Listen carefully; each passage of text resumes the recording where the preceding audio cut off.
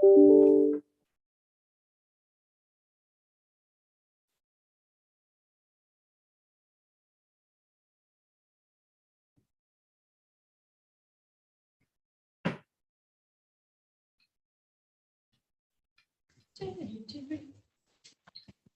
right, we're unmuted. We'll get started in a second here.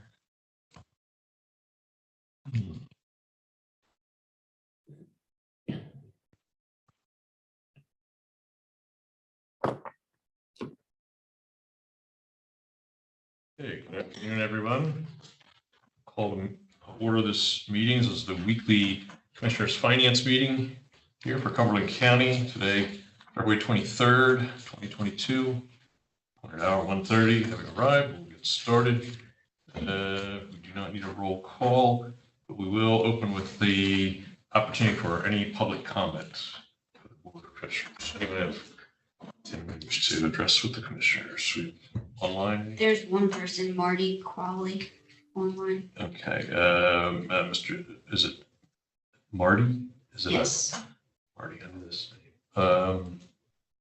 Okay, we have Marty Qualley online. Did you wish to address the board on anything?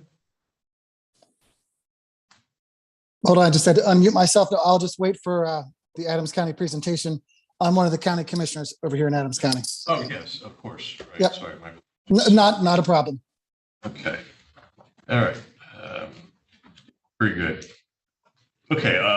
Doesn't appear there's any additional public comments. So we do have one business item before we get to our topics of discussion. That is the minutes of our meeting of February 2 of this year, 2022. So we entertain a motion on approval of that. Move to approve the minutes of February 2, 2022. I second. It's moved and seconded. All in favor indicate by saying aye. Aye. Motion carries. Okay, we'll move to item 4 with the topics of discussion. We have 3 bullet points listed on the public agenda. The first 2 are in regards to the divestiture of the Claremont facility. And my understanding is we are still awaiting the bank documentation that led to this being tabled yesterday. Correct. That's correct. Okay, so in that case, a logical thing to do would, of course, be to table it again today. Right, those 2 as well. Yeah. So we'll need a motion to that effect. I'll move to table both items as requested. I will second that motion. Okay, it's moved and seconded. All in favor indicate by saying aye. Aye. Motion carries.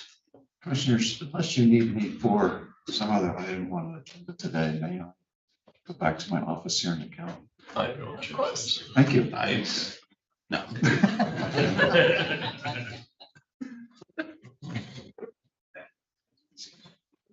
Good.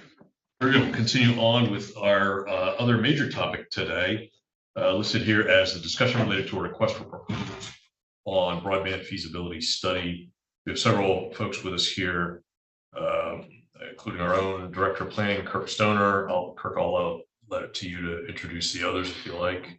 Sure. Commissioners, we were approached by Adams County to talk about a broadband feasibility study to be a regional effort with Cumberland, Franklin, and Adams County. I did a meeting with several of the folks we have online today about 2 weeks ago to get a little more insight on the study and provided you with a draft copy of the RFP that outlines kind of the process and the scope of work. Wanted to have folks from Adams County come in and present, talk a little bit more about the study, and then from there, the board can determine what next steps you'd like to take, if any. I believe today we have everyone on the line. Lindsay, I think, are you taking the lead today? Lindsay, and I think I'm going to kick it off if that's okay. Sure, go ahead. All right. Thank you, Kirk. And good afternoon, commissioners. Thank you for this opportunity to come before you and speak about broadband, taking a regional approach. My name is Molly Mudd. I'm the Adams County Solicitor, and I am on the Adams County Internal Task Force. I have a couple other people with me from our team today that I just want to give a brief introduction to. Of course, I have Commissioner Marty Qualley, who chairs our Internal Task Force. I have my Assistant Solicitor with me today, Lindsay Rehnquist. She's been my engine on the task force, drafting documents, pushing us forward, keeping us in our timeline. I also have our planning director with us, Sherry Clayton Williams, and her economic development specialist and planner, Harlan Lawson. So we did have an opportunity to have a conversation with Kirk and Jamie Killian last week about broadband. And it was Kirk's suggestion that we perhaps get in front of you and take a little bit of time to outline for you where we're at in this project and why we think a regional approach to a study is a really, really good idea. So I don't want to take up any more time with intros at this point. I'm going to be passing this to my assistant solicitor in a minute. She's going to give you a quick recap of where we are in the process. She'll include the projected cost of a feasibility study for each county that participates. Harlan Lawson, our economic development planner, is then going to discuss the particulars of our RFP, which I believe a copy of the draft is sitting in front of you. We did circulate that last week, and I think you have it in front of you now. And then we will close with Commissioner Qualley, who has some thoughts to share about efficiency, funding, and the plus side of the regional approach to broadband. So without any further ado, I'm going to pass this to Lindsay. And Lindsay, if you could just get the board up to speed about where we're at with this project. Absolutely. Thank you, Molly, and commissioners. Thank you so much for having us today. It's really exciting to talk about this topic with you. So by way of background, in late summer of 2021, the Adams County Commissioners determined that it would be in the best interest of our county to undertake a broadband initiative so that we could bring affordable, high-speed internet to all of our citizens. The COVID pandemic really brought into sharp focus the need for countywide internet connectivity as critical infrastructure due to all of the shifting changes of working and schooling from home, telehealth, business operation, and simple social connection. So we determined that the first step in undertaking this initiative would be to undertake a broadband feasibility study. And as we were looking into this process, it became pretty apparent pretty quickly that it would behoove us to reach out to our neighbors to see if we could all come together to pool our resources so that we could cover a broader geographic area with this study, making it more appealing to both study consultants and also eventually internet service providers when we get to the implementation phase. We knew going into this that York County had already done a study of their own and were well on the way to implementation of that study. We have reached out to them and spoken with them, and they are interested in perhaps partnering with us when we get to the implementation aspect of things, because we do have some areas of both our counties that bestride county lines, Hanover, Dillsburg, those areas. But they're kind of already a step ahead of us in their project. We've reached out to Franklin County to our west, and they're very interested in this process. They're at about the same point we are and are interested in investigating a multi-county feasibility study. And so we wanted to reach out to you, the commissioners in Cumberland, and see if there would be any interest in your part in joining us in this endeavor. There are several reasons why we think this study is important and an important first step. The first is obviously to find out what part of our counties are unserved or underserved. And while it may seem that we largely know a lot of this information, in doing some of the research into this project, it's become apparent that a lot of the data that is out there may not be as accurate as one would hope. When we discussed the broadband study that CEDACOG did, we found out that in their study process, they had numerous internet service providers come forward to them and say that they had infrastructure that were not on the maps, and that they had kind of been holding close to the vest for business purposes. But when this, study and potential implementation project came about, they wanted to release that information because they want to avoid overbuild just as much as we in the counties want to do that.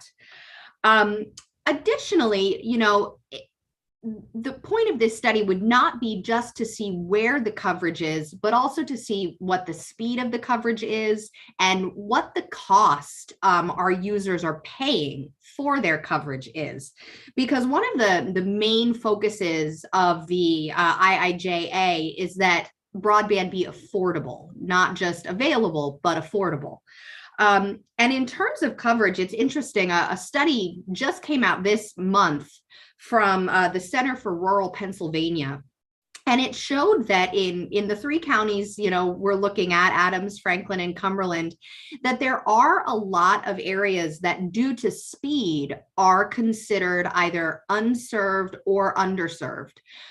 So it would be good for all of us to know where those areas are so that we can prioritize them in a hopeful future implementation project. And that brings me to kind of the most exciting part of the study to us. We're not just trying to find out where the holes are. We're trying to also find out how we can implement this project once we get to that point. So we're going to be asking of the consultant that they tell us what types of broadband infrastructure would be best in which areas of the counties, how we can go about constructing and installing them, how we can fund them, who would manage those services once the infrastructure was there, because Adams County does not have any desire to become an internet service provider itself. So, we're looking at this private public partnership. And also just having this implementation study in your back pocket could be helpful for all of us, because even if a county doesn't want to take a county-wide initiative, if another municipality from within your county comes to you and says, we'd really be interested in investigating broadband, here's our plan, you would have already an idea of whether that plan was a good one, whether it was feasible, if the cost was appropriate. So having this study done up front could really be helpful in numerous ways. Turning to the cost, we've reached out to several counties around us that have undertaken similar studies and have come up with, not a real broad range of costs, but some variance. Greene County in the southwestern portion of the state did a study and they paid $100,000 for it. And that was just for their county. York County, right next door to us, paid $97,500 for their study.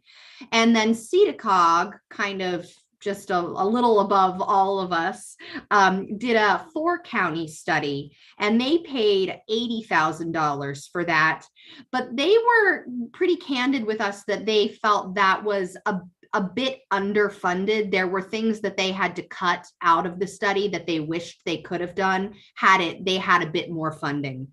So bringing kind of all of those numbers together, we're anticipating that an Adams, Cumberland, Franklin study would cost somewhere in the ballpark of $100,000 to $120,000, and we would anticipate splitting that cost equally among the 3 counties. So in conclusion for me, we're really excited about this project, and we're willing to undertake a majority of the legwork to make it happen. We've already drafted an RFP and a contract for the consultant. We're willing to manage the bidding process, and we're willing to be the contracting entity. So what we're really looking for from our partnering counties is input and funding assistance. So with that, I will turn it over to Harlan and have him give you a little bit more of a deep dive into the scope of the project. Harlan's going to go over the specifics of the RFP, but I did want to mention that we have additional partners in this process as well.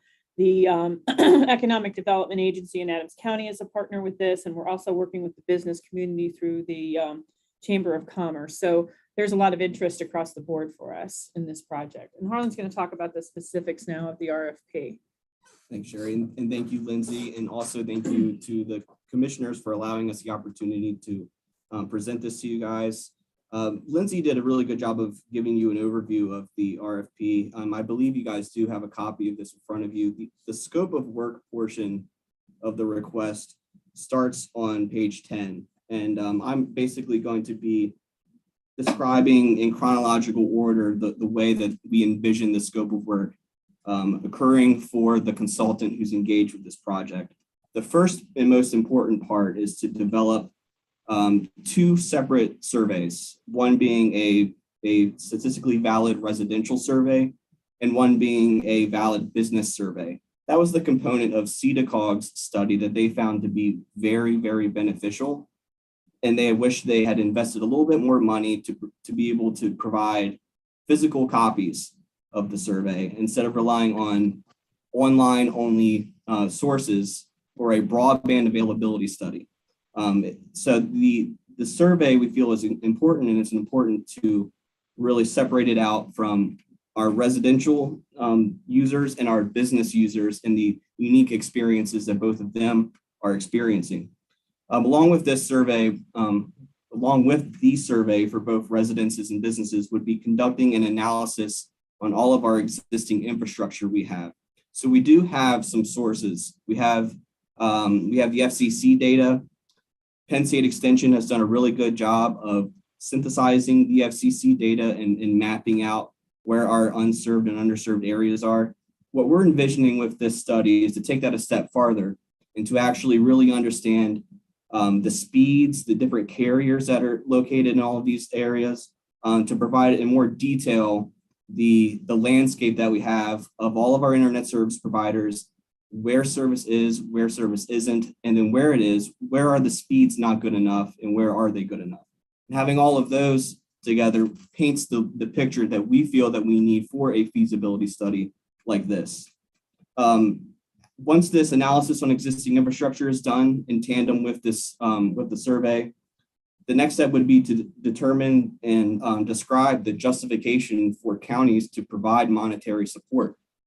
Is this something that private industry can accomplish alone, or is there a need for county monetary support to provide service to these unserved and underserved areas in a more effective and timely way?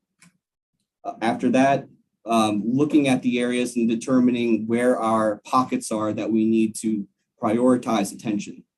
What we found is, throughout Adams County at least, we do have main road corridors that have fiber or have broadband connection run along them, and it's not exactly huge swaths of our county that are without service. It's pockets here and there. So identifying those pockets, the number of customers or potential customers in those pockets, and then helping to prioritize those areas, conducting an analysis on each of those areas to determine the best technology for that area, and then developing an implementation strategy to achieve that if we feel that monetary support at the county level is justified.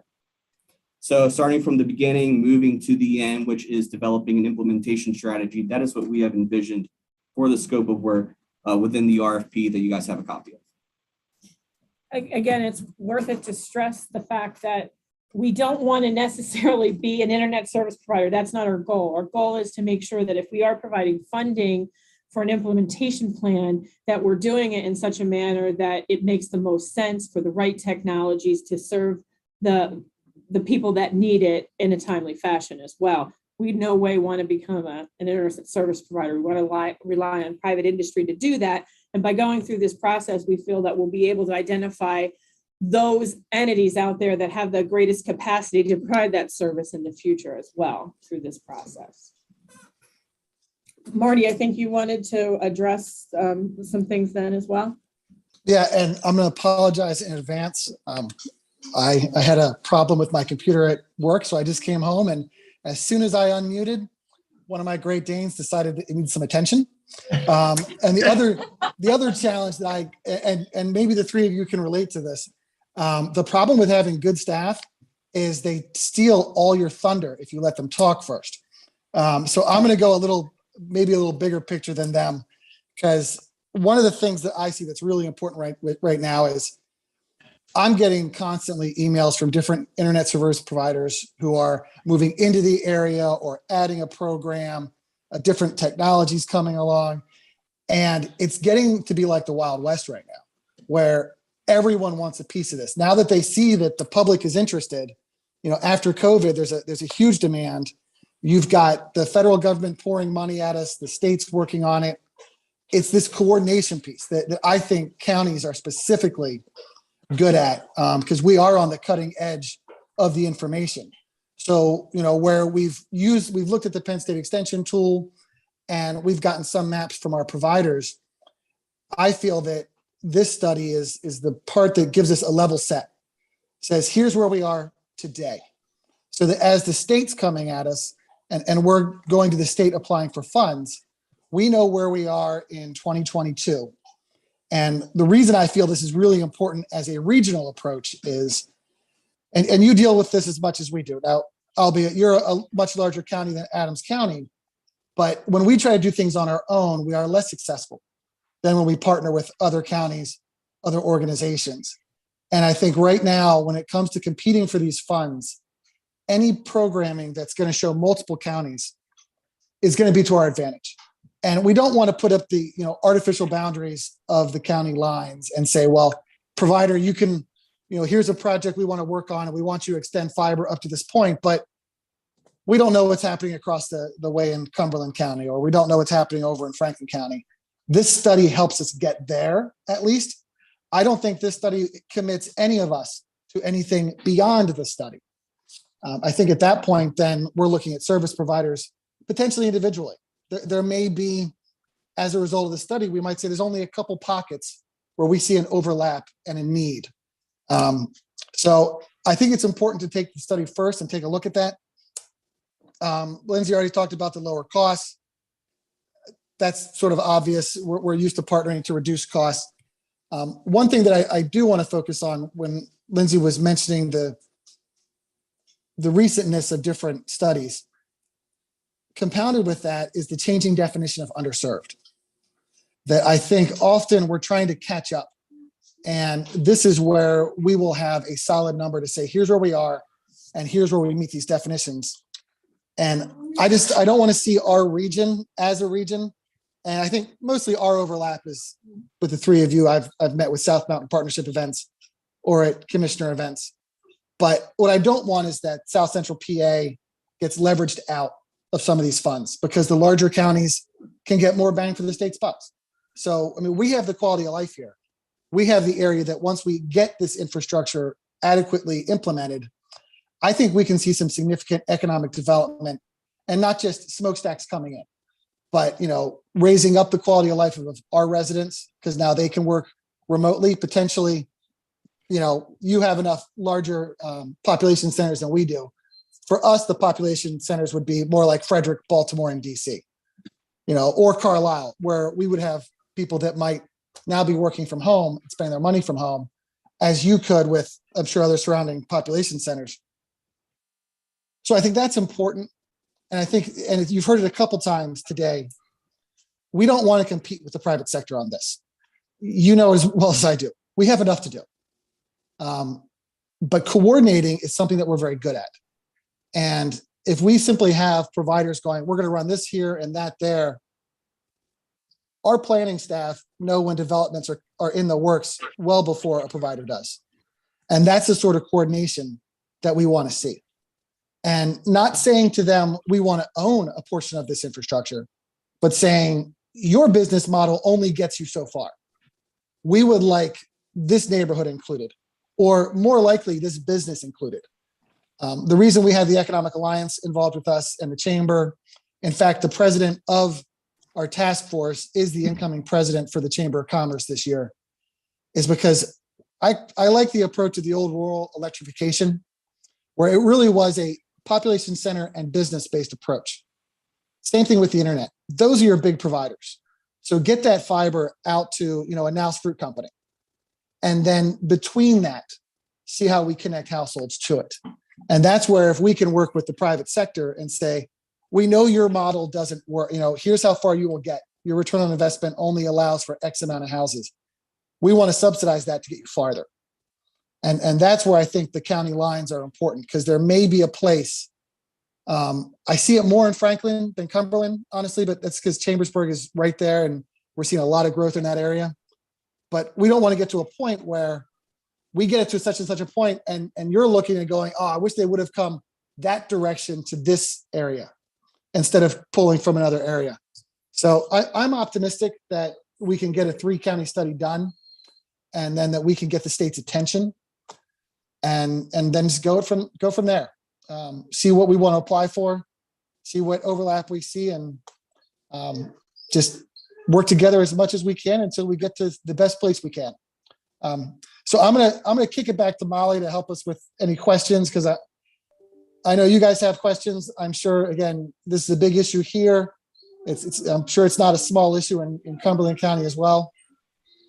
So I wanted to make sure to leave time for a discussion with the 3 of you. So thanks for your time. Thank you, Commissioner Qualley. I have just a couple things I want to add here for the commissioners in Cumberland before we open it up to a conversation or any questions. I intend to push out this brand new report from the Center for Rural Pennsylvania to Kirk in the hopes that he will push it out then to the Cumberland County commissioners. Very interesting.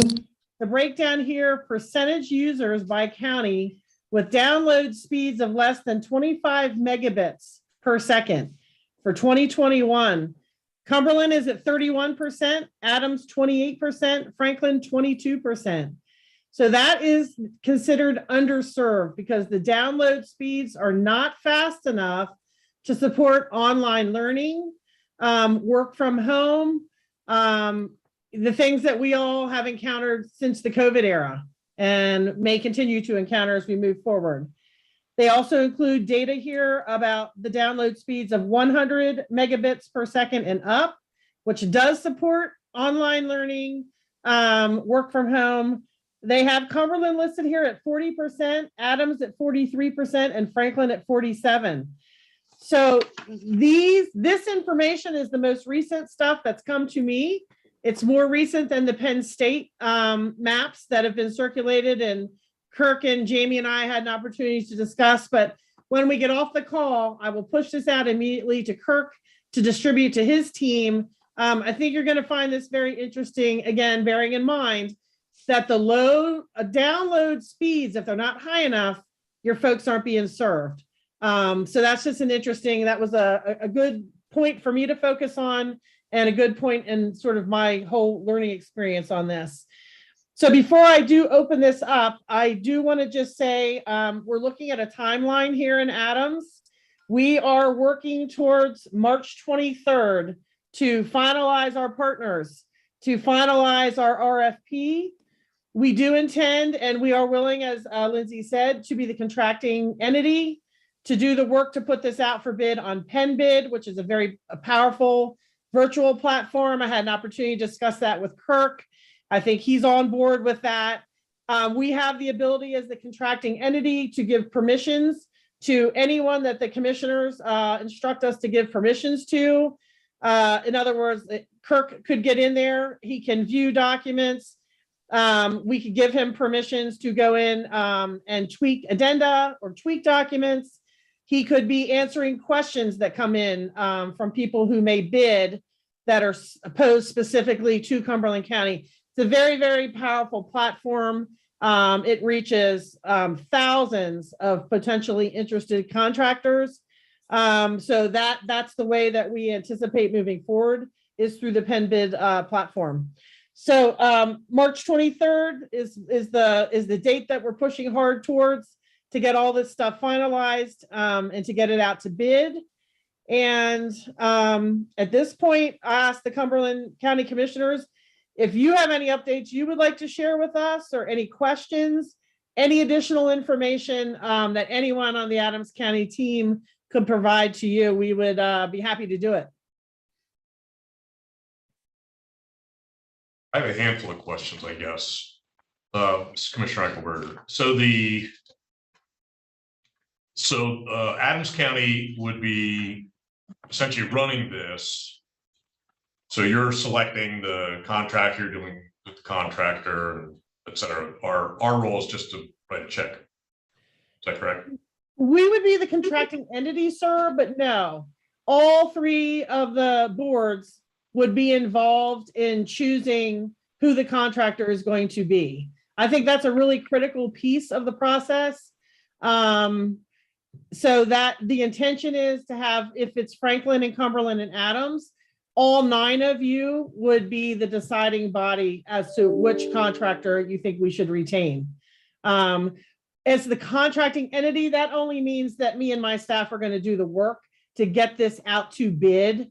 You've seen a draft document. Obviously, that has to be finalized. If there are addenda that have to be issued, contractors often pose questions during the RFP process. So my staff will be charged with answering those unless they're specifically aimed at Cumberland or Franklin. We would have one of your staff people from each county involved to whatever degree you would like them to be involved. The beauty of the virtual platform is getting rid of the paper. We can have a team as big as you would like in terms of the expertise coming from Cumberland.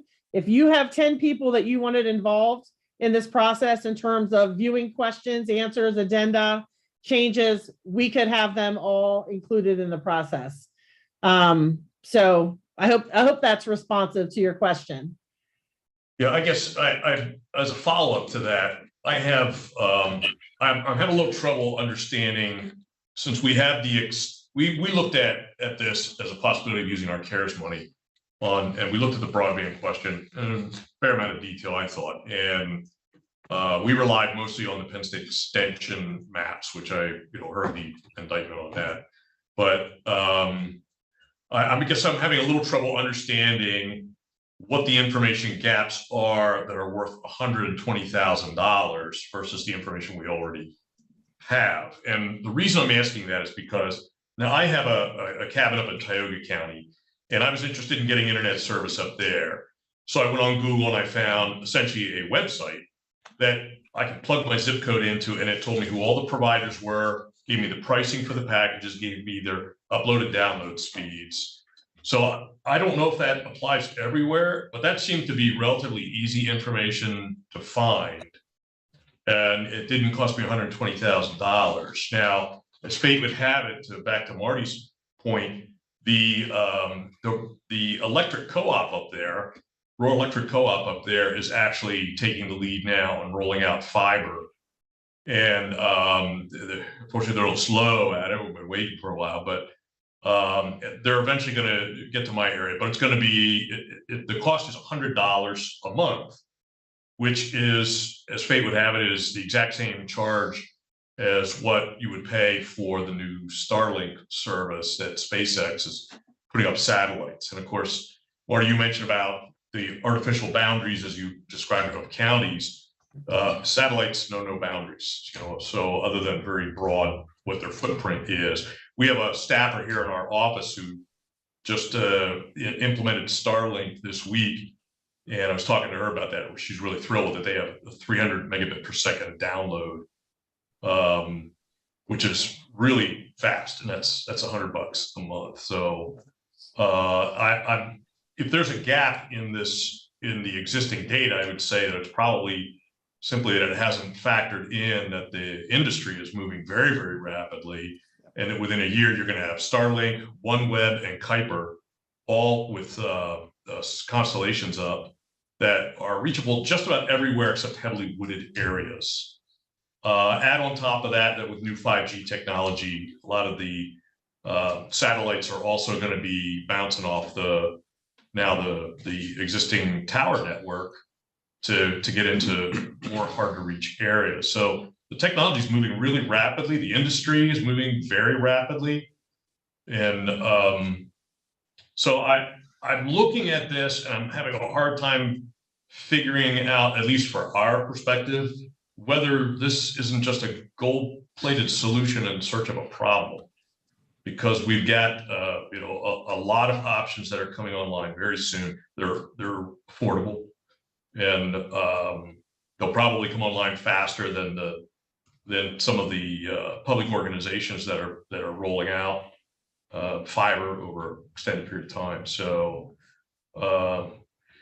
I'm a little skeptical, to be honest, because I'm not seeing what the information gap is or why it would cost $120,000 to close that gap.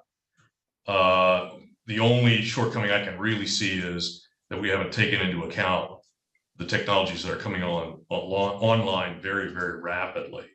And I don't know if any new study is anticipating that they would capture that information or not, but even that information is largely available publicly now.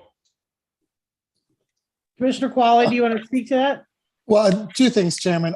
One thing, I'm glad to hear that you have a staff member using Starlink. I encourage you to keep up with that staff member and see where that's going. Because my understanding was, while it would be great at your cabin, that is the perfect use of it.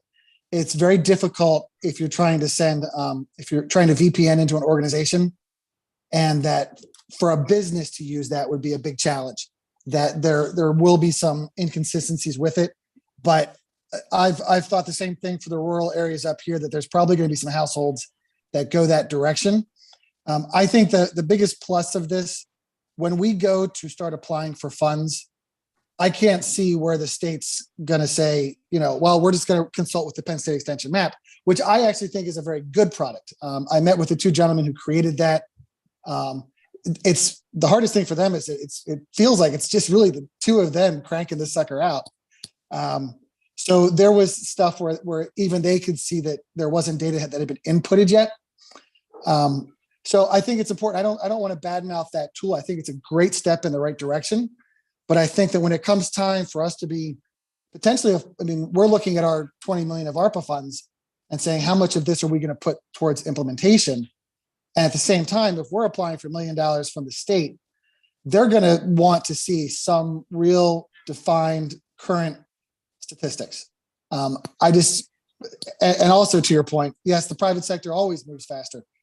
I'm glad the state at least has their broadband authority up and running, or not their authority, their what did they create? Their statewide authority in essence. And at least it's up and running. I don't see the state coming out with a statewide plan any faster than we can. And we just want to stay ahead of this. But I hear your concern. Yeah, I guess I would, if I can just chime in here, Commissioner Qualley. For us, we have a real emphasis on identifying the no service and the low service areas. Again, the speed of the download. It's not just that they're not getting a signal. It's that the kids that were home with COVID and the lawyers that were working from home and the folks from Wall Street that were working from home did not have the internet speeds to support those activities. So that's a huge interest for Commissioner Qualley, for the other commissioners on my board, for us in the county. I live in Cumberland County, so I thank the Cumberland County commissioners. I'm driving down from Camp Hill, and I have my choice of high-speed internet providers. It is different here, but I think one of the differences is, the private sector, there's always going to be the next new technology coming in, but I think my board feels the responsibility to at least have the countywide understanding and start making progress now so that we can, we have pockets here of individuals and businesses that were absolutely unable to function during the COVID shutdown. People who were leaving their homes to drive into a public building to get the signal that they needed in order to do their work or school their children and that type of thing. So it's a pressing need. I think the regional approach is going to make a regional entity pretty attractive when we go for the public funding. There's a lot of that floating around out there right now. And for each of these 3 counties, if we all do this, $40,000 feels like a bargain to me to find out exactly where our need is. And this consultant will be talking, they're going to be charged with telling us about every feasible type of technology that's out there. And in 6 months, if one of these new, private industry, I'm not the broadband, I'm not the tech person, that's other people on the team, but the consultant's going to be charged with bringing all of that information to us in a digestible format so that each board can make the decision. What's the cost going to be? What kind of private partners can we attract? How quickly can we get this into place? That's the way I think about it. And for me, again, for each county, if we throw in 40 grand, that feels like a bargain to move from the spot that we're in now. We know what doesn't work here. Cumberland probably knows what doesn't work there. Franklin's in the same position. We get that in a deep dive in that feasibility study. And then, like I said, the next step is we can go for that public funding. And I think from looking around the state and doing a lot of talking at CCAP and those places, when we're in a group, we are more attractive to those funding sources. So that's a big piece of it for me. While I was very interested in encouraging at my board to look to our partners and talk to, Cumberland and Franklin. As we said, York is ahead of us. They had already done their study. What type of So consultant does this analysis? What type of consultant does this analysis? I'm not even sure who's going to be bidding on this. Harlan, can you speak to that? Harlan and Sherry? You guys are muted. Yeah, there is a specific type of engineer. Molly, I know I told you what the name of it was at one point in time. I do not remember the exact acronym for the type of engineer, but it's a subset of electrical engineering. It's essentially a network engineer who is an expert on designing and operating and analyzing broadband and internet networks. There's a few of them that are local. An example would be Catapult Engineering out of Dillsburg. There are a few that are more regional and national in scale. AECom, for example, has a team that is dedicated to these types of studies, and they're these certain types of electrical engineers that house that team or that staff that team. Using the Penn Bid platform, we will reach the national vendors. We're going to reach everyone from the small guy to the giants. And then we'll get to sit back and, see who's interested and go through their proposals at that point. Molly, could you repeat those statistics you mentioned earlier about the MPS? Sure. And I will push this digitally out to Kirk so he can get that to each one of you. So this was February of 2022, the Center for Rural Pennsylvania, the Pennsylvania Broadband Access Speed Test Analysis. And they're giving me first the percent of users by county with download speeds of less than 25 megabits per second in 2021. For Cumberland, that was at 31%. They also gave us data on percentage of users by county with download speeds of 100 or over 100 megabits per second. So that's high speed by what we all understand to be high speed. Again, 2021 data, and Cumberland was at 40%. And those are on maps. I don't know how to share documents because I'm not a tech person, but I will email this to Kirk when we get off the call and just ask him to email it on to the three of you. So you can have that Thank you. at your fingertips. Yeah, I have a question for either Stacy, Mark, or Kirk. I don't know if you even know the answer to this, but with the P25 project and the new towers, et cetera, will that address anything as far as the broadband speeds? I don't believe so, because I think that's restricted to 911 calling. Yeah. I just wanted to double check that. We might be able to utilize the towers or allow others to utilize the towers for that purpose. Right. At least some of the Like towers. 5G services could use those. Right. We talked about that earlier. Yeah, Commissioner, this is Marty Owen Adams. We had briefly looked at that. We just redid our 911 towers, right? Actually, right when it was the first thing we did when we took office. That was an eye opener. And we had looked at it because we had a vendor who had done some work in central PA where they were doing a mesh wireless network where you just imagine your Wi-Fi network at home with a booster added to it to get to another room in your house. But they did it countywide. And it was cutting edge, but it wasn't worth slowing down that project. But, they were talking about trying to get equipment onto towers that would give you a 5-mile radius of internet service.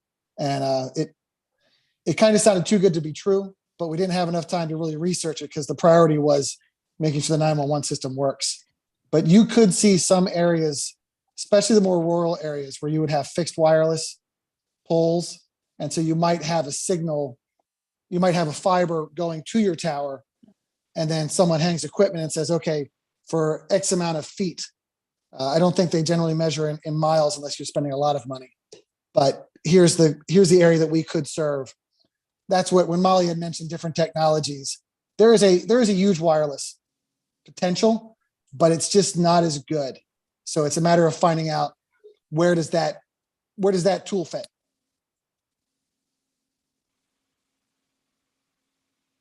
Thank you.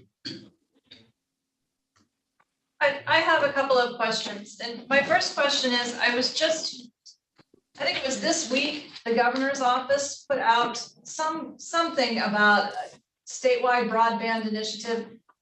And I have not read it in depth, but I am wondering, how does this play with whatever the state is doing? And would this study be double duty with what they're doing? I can handle that. The state had to create a broadband authority in order to be eligible to receive any federal funds that go towards broadband.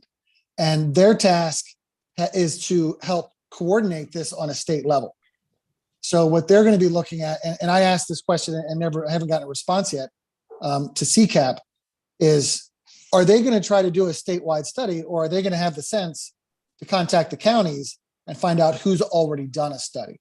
I think we know what the answer is going to be, but the challenge is if they wait to try to do a statewide study, it might be a while. But I'm just glad they got that authority created, because without that, none of us can apply for any of the funds for broadband anyhow. But we're trying to do it on the micro scale of Adams County, of all these providers. And when you start talking to providers, they actually will run fiber for each other, and they will, rent fiber from each other. So you don't have, in our area, Comcast and CenturyLink literally running fiber on the same poles, running it on Adams Electric poles down the same streets. They'd rather use it as connectors to their own networks. So we'll see how well the state does orchestrating on the state level, but I'm not going to wait for them. That was my first question. And my second question, I'm not even sure that I know how to phrase this. Does doing this broadband study, and then, let's say that it's determined during this study that in Adams County that you need to go, you've got places where you need more broadband. And you go and pick your provider. Does picking the provider that's going to do that broadband work, and stop me if I've assumed way too much there, does that increase the equity and equality of people who are using those services? And I'm thinking about my own home, where we have incredibly high-speed internet, and I know how much it costs a month, and it is tremendous. So does having better broadband service create more affordable availability for internet? Ideally, it Sharon will. Harlan, yeah, go ahead. The planners, Harlan and Sharon? Yeah, I can answer this one. The last portion of our scope of work within the RFP is the step where we hope to rely on the consultant to develop the equitable implementation strategy. Now, we have a few ideas of how that could potentially work. One idea being we have these areas, we have them prioritized based on the criteria determined by the consultant. And we then sort of open up our own little separate bids where we invite the internet service providers to make their case as to what they're going to do with how much money they're going to spend, what will the speeds be, what will be the end product for the user, and they can essentially compete for any financial funding that they would be able to receive from either the county, or if the county would provide the funding themselves, a state source or a federal source through the state.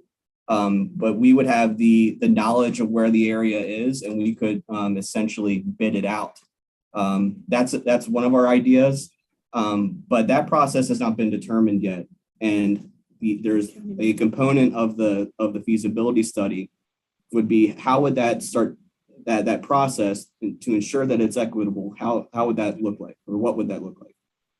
And that may be different for each county to be addressed. Each county may have its own implementation plan and how to address those areas that need served. Absolutely. And I think that's the important part, is that once the study is done, then each county can use their portion to see how best they think, if you're using ARPA funds or infrastructure funds, how best to expand this for your areas. And the only places that we would be working together would be those potentially overlapping areas. And only because it might be more cost effective to start the fiber from Cumberland and come into Adams, or from Adams into Cumberland, or with Franklin, depending on where the existing infrastructure is.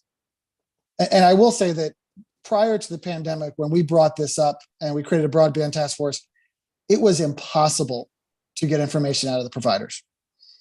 They just did not want to share their maps, no matter the level of confidentiality you agreed to. They would show it to you, then they would take it back. It was sort of like that, the commercials you see where they light up all the census districts, and you still have residents sitting there saying, "But I never have a signal." They're very protective of that. So. And putting this program together, this idea together, have you had any conversations with the Perry County Commissioners? No. They, in Perry County, they are the commissioners. There's one commissioner in particular, and it is her, like, she will die trying to get broadband to Perry County. That's how, she's so serious about it because it is such an economic driver. And as soon as COVID happened, they had so many problems in Perry County where people can't do business from home.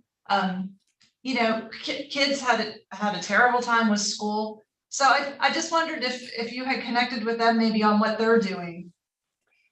I have not connected with them. I'm really bad at that. I know Adams County pretty well, and I know the 3 counties that border Adams County, but if I had to name all 9 county commissioners, I would have a hard time.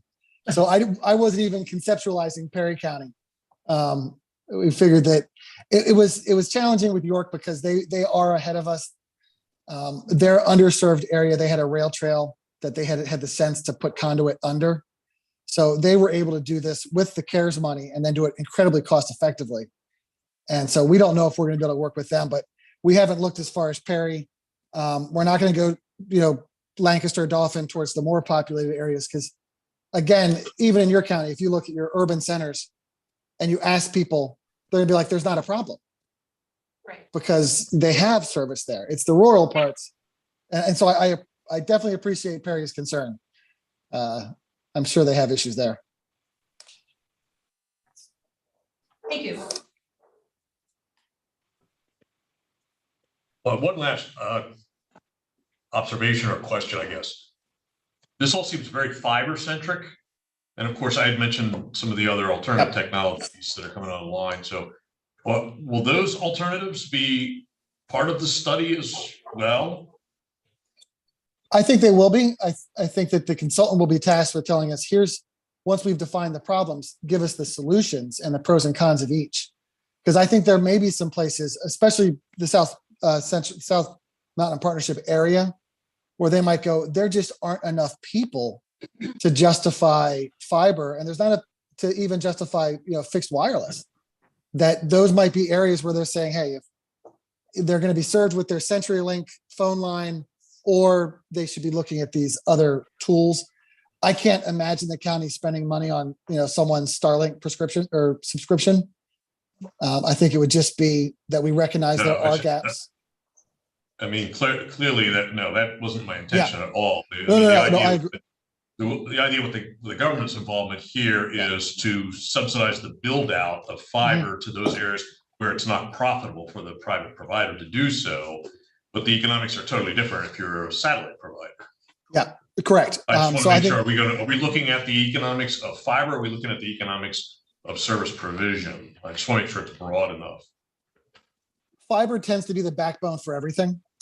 The satellite is the new tech that we're still wondering about. Yeah, today, correct. So even the fixed wireless, there's a wire going there. They're just not running it to each household. So that'll be what we learn. Because like you just said, that's today's technology. We'll see what happens. And, by the time the study's done and by the time we start implementing, what else will have come online that they're going to recommend. But without that first baseline, I think it's going to be a challenge to ever catch up. And if I could just interject for one moment, we are asking the consultant to make this implementation strategy scalable so that, we can move towards the newer areas of technology when they come online. And we feel, who is best going to know what those new possibilities are and how to scale towards them than a consultant who does this every day. So that is our hope that, we'll be looking obviously at the technology of today, but hoping that and asking and requesting that they gear this also towards what's coming down the pike, and so that we can really stay on top of the latest technology. Okay, so this will also include inventorying the cable-based systems. Yep. Okay. And if I'm remembering what you said correctly, all 9 commissioners, if 3 counties agree to this, would have a say in what goes into this study. Because, organizing 3 county commissioners is easy. So why don't we try it with 9? It's sort of like with the joinder with York for our MHIDD. We have the wonky voting structure of it has to be a majority vote, but it has to be 2 from each county.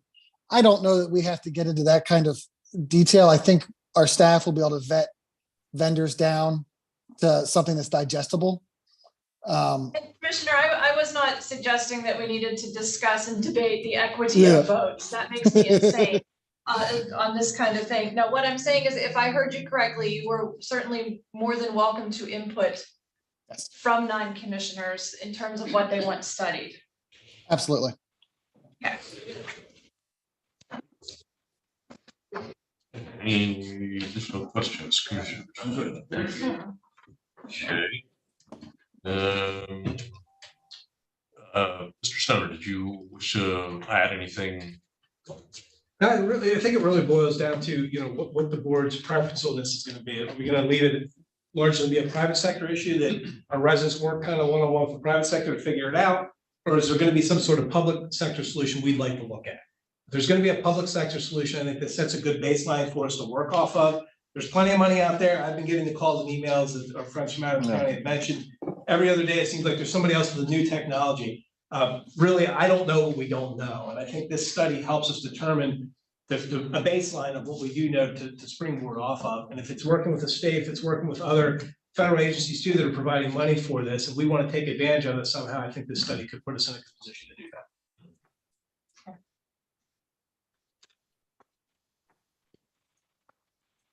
Any addition? No. Okay, well, thank you folks for being with us today. Appreciate all the useful information, your willingness to entertain our questions. We'll have a discussion on our end and be back to you. Great. Thanks for your time, and I'll see all you at CCAT probably. Okay, very good. Take care. Thank you. Thanks. Commissioners. Bye-bye. Okay, we'll move on to item number 5, which is other business. Anything not on the agenda to come before the board? Don't either. Okay, in that case, we'll entertain a motion to adjourn. Move to adjourn.